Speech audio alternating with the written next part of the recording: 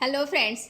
तर सध्या वातावरणामध्ये प्रचंड उष्णता वाढलेली आहे, त्यामुळे उष्माघाताचे प्रकार देखील वाढलेले आहेत आणि या दिवसामध्ये आपल्याला जास्तीत जास्त हायड्रेशन मेंटेन ठेवणं गरजेचं आहे. तर त्यासाठी नारळ पाणी खूप जास्त हेल्प करतं. वजन कमी करण्यासाठी आणि पोटावरची चरबी कमी करण्यासाठी देखील नारळ पाणी बेस्ट आहे, कारण त्यात कॅलरीज कमी असतात आणि पोटॅशियम, फॉस्फरस, कॅल्शियम असे अनेक न्यूट्रियन्स जे आपल्या शरीरासाठी आवश्यक आहेत ते भरपूर प्रमाणात असतात.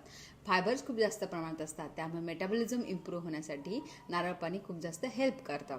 आणि चयापचय सुधारली की आपलं वजन कमी राहतं, आपल्याला सारखं सारखं खावंसं वाटत नाही, पोट भरल्याचं फिलिंग येतं.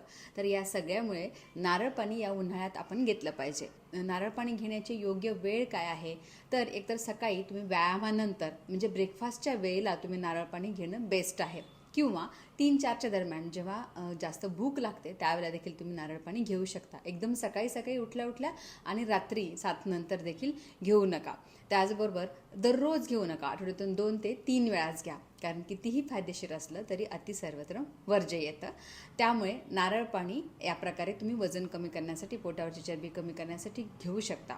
आता ज्यांना मधुमेह आहे, हार्टचे कुठलेही मेजर प्रॉब्लेम्स आहेत किंवा किडनीचे कुठले मोठे आजार आहेत, तर त्यांनी नारळ पाणी घेणं टाळावं. बाकी सगळ्या लोकांनी छोटे मोठे आजार असतील तरी देखील आणि प्रतिकारशक्ती उत्तम राहण्यासाठी देखील नारळ पाण्याचं सेवन या उन्हाळ्यामध्ये जरूर करा. थँक्यू.